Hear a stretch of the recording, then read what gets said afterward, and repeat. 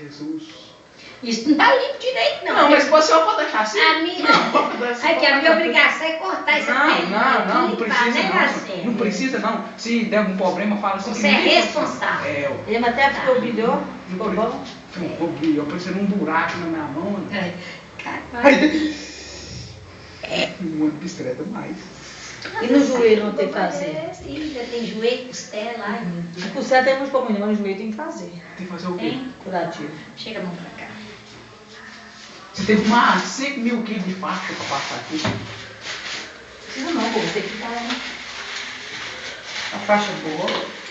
Tá doido, menino? Que menino mole. Mole. 12 anos de idade, só sou. Ué, e daí? A vida começa a ser meu filho. Os trancos da vida é cedo. Os trampos da... Aposto que você já tomou cervejinha, não toma? Não mexo com nada de bebida. Graças a Eu Deus. bebo Você só... trabalha na zona e o que você fala? Você é porteiro? Eu? Você é porteiro da zona? Você é cafetão?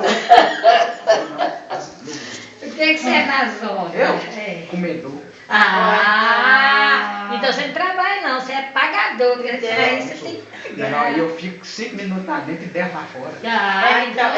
Então Taca ácido na mão dele, porque deve estar cheio de porcaria. Ih, Não. Deus, Porque o menino comedor deles.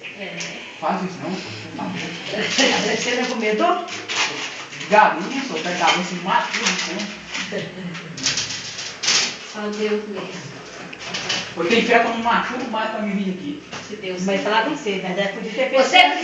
Você precisa de pegar, é um rapaz que trabalha aqui que chama E eu preciso Mateus. pegar é com Deus, assim. Deixa eu contar você, ele é dessa grossura, ele é dessa grossura, desse tamanho. Ele é quente, Graciela.